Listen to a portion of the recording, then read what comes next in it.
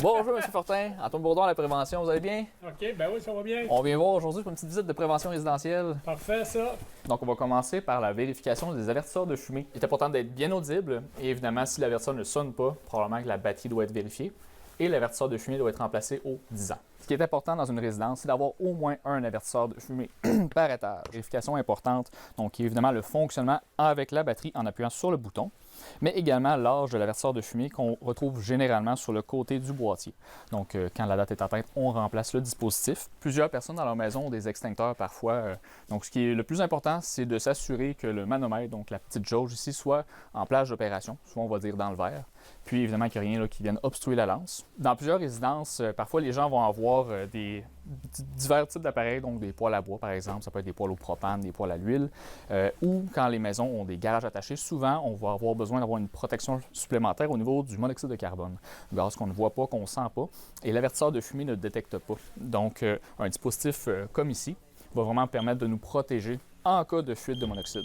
Quand on évacue, il faut vraiment savoir connaître ses issues, ses moyens d'évacuation parce qu'on n'a pas beaucoup de temps d'évacuer. Dans l'incendie, on va dire qu'on a à peu près 3 minutes pour sortir au son de l'avertisseur de fumée. Donc 3 minutes, ça inclut le temps de se réveiller, de comprendre qu'on a une urgence, puis d'évacuer. Donc de garder un corridor d'accès dégagé, c'est très important.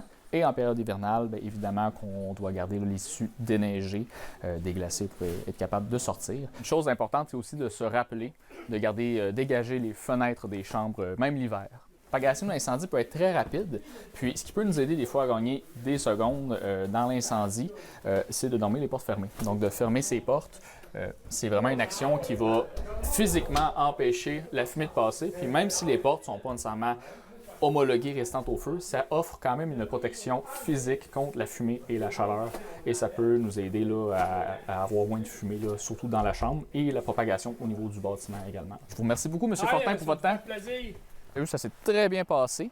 Puis, comme vu, c'est très rapide, c'est pas compliqué. Si vous avez des questions, ce qui est important de se rappeler, c'est que votre service d'incendie est là pour vous. Fait que n'hésitez pas à poser vos questions, à appeler votre service. Puis, une chose qui est importante de se souvenir, c'est que la prévention, ça commence à la maison avec soi.